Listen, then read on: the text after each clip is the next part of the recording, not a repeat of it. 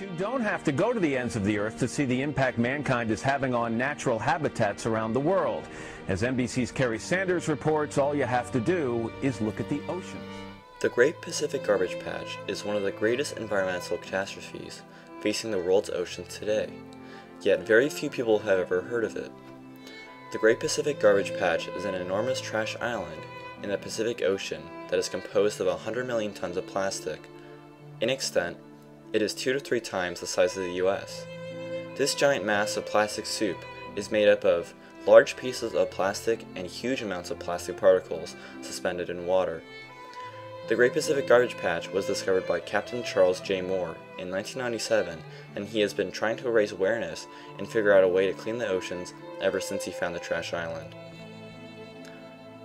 The Great Pacific Garbage Patch is being formed by currents from the North Pacific Subtropical Gyre, which is basically a whirlpool of ocean currents and wind.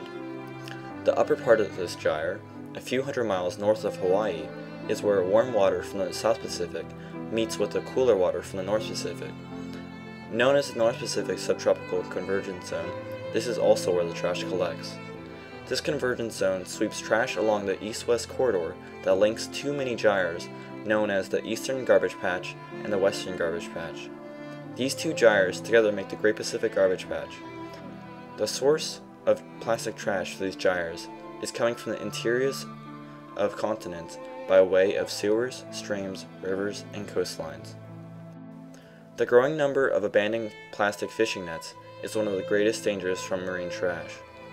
These nets entangle many types of sea life, including seals, sea turtles, and other animals, which are often drowned by them.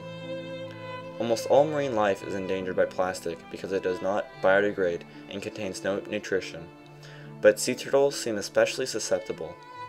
In addition to being strangled by fishing nets, they often swallow plastic bags, mistaking them for jellyfish, their main prey. All of this plastic destroys ecosystems and damages the local marine wildlife on an ocean-wide scale. Plastic resin pellets are another common piece of marine trash. They float in the oceans and eventually photodegrade, but that takes many years. In the meantime, they destroy the ecosystem for the local albatross. Albatross parents leave their chicks on land in Pacific islands to search for fish eggs. These albatrosses scoop up these pellets and return to feed the indigestible plastic to their chicks, which eventually die of starvation or ruptured organs. Decaying albatross chicks are frequently found with stomachs full of plastic debris. The first step to help solve this tragic problem is to raise awareness. Very few people know what the Great Pacific Garbage Patch is, and without awareness there is no way to make an impact. Charles J. Moore believes that 100 million tons of trash is too much and would be too costly to try and remove from the oceans. We need to help stop more trash from going into the oceans, and everyone can help do this by contacting the governor and elected officials to ban plastic bottles and plastic bags to combat this problem.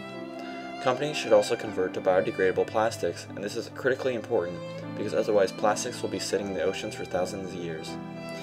It is imperative that we address this issue immediately, as it is destroying marine ecosystems and endangering life on Earth.